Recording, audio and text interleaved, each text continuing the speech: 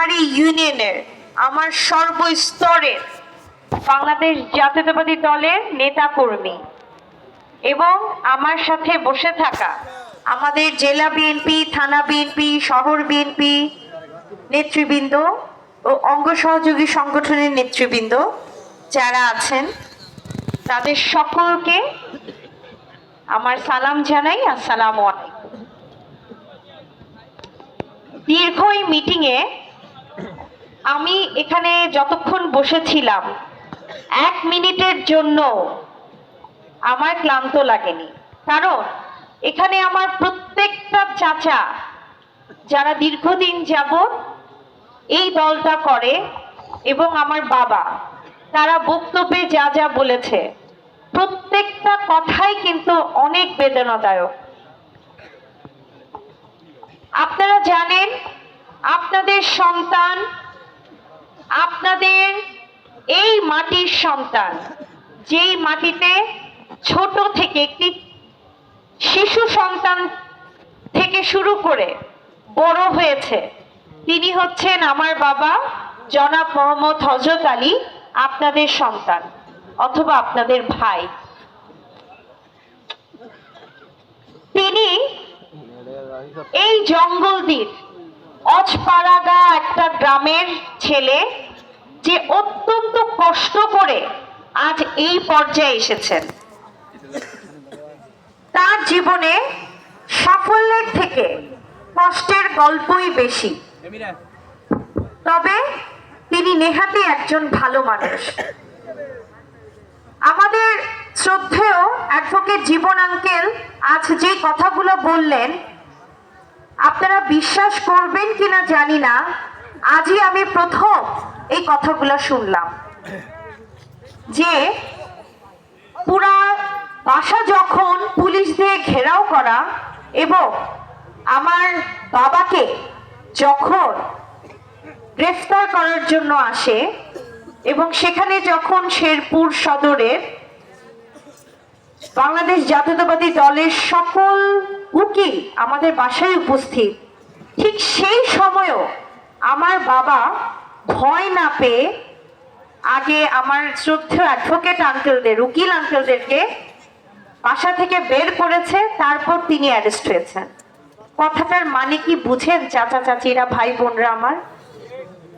তার মানে বিপদে পড়লে তিনি সবার প্রথমে আপনাদেরকে নিরাপদ জায়গায় রাখার পরে, তারপরে তিনি আপনাদেরকে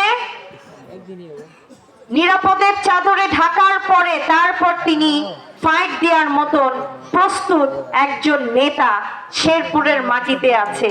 তিনি হচ্ছেন আপনাদেরই সন্তান।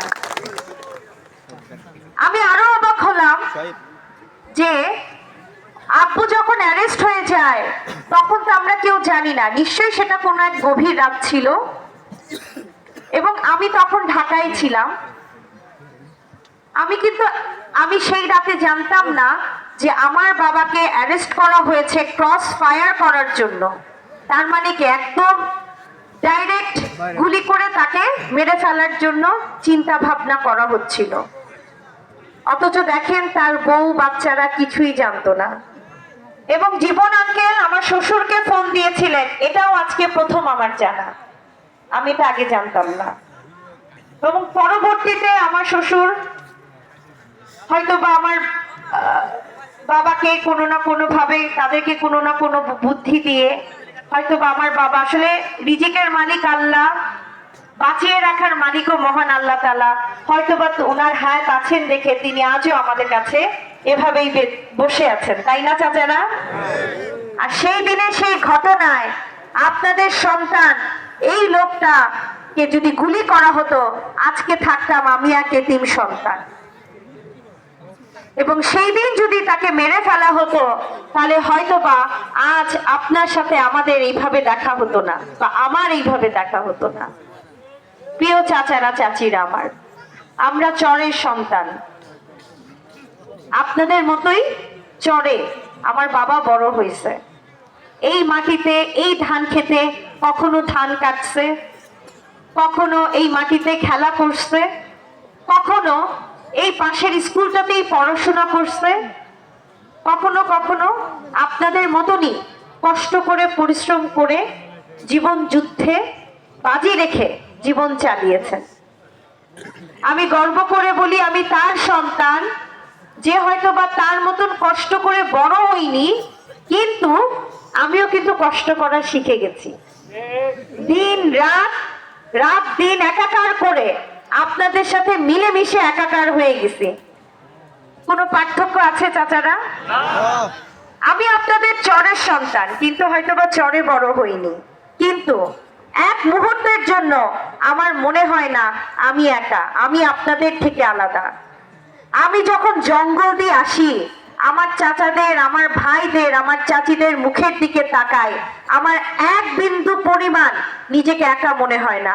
আমি যতবার জঙ্গল দিতে আসি, ততবার আমি শক্তি সাহস নিয়ে সামনে এগিয়ে যাওয়ার জন্য আবার ফিরে যাই, যে এবার আমাকে মাঠে নেমে সর্বোচ্চ কাজ করতে হবে। কেন করতে হবে?